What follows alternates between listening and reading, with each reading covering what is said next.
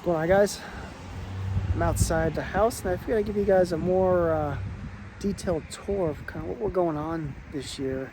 So when we moved in here to South Carolina, we had a few different phases. The phase one was obviously moving in, building the dojo. Phase two was getting the fence here and getting a dog.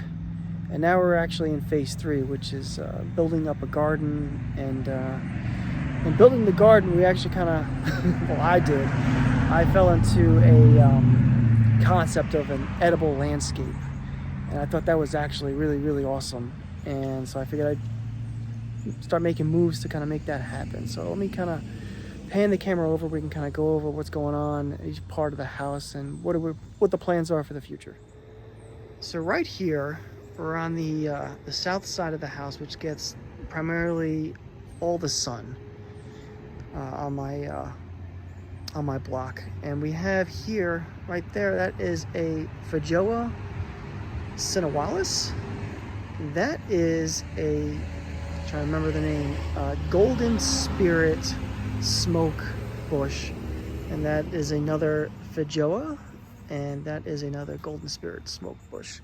Now, the Feijoa, also known as a pineapple guava. Let's get a little bit closer into this. What this plant does is once it gets mature, which probably next year or the year after, it's going to grow some flowers, and those flower petals are actually edible. And then what it's going to do, as long as it gets pollinated, which usually it's pollinated by birds and maybe some insects, but I doubt our birds around here are going to know to pollinate it, so I might have to do some manual pollination when it starts to flower. But it's going to create a pineapple guava, and that is supposed to be a really interesting and tasteful fruit. And I'm curious as how that's going to come about. Now, the cool thing about this is a super low maintenance bush. It is very drought tolerant, and it loves sun, and it can handle the clay soil. But I have amended with a bunch of other stuff in there, the compost and some other soil I threw in there to kind of make it a little bit more fruitful for it.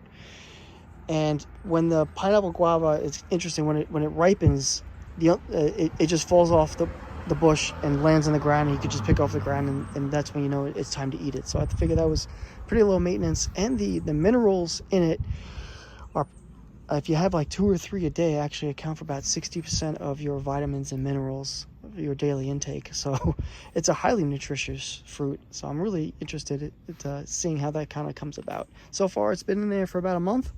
It's been doing well. It's been growing a little bit, so hopefully it sticks, and next year we can see some fruit. Now, this is the Golden Spirit Smoke Bush.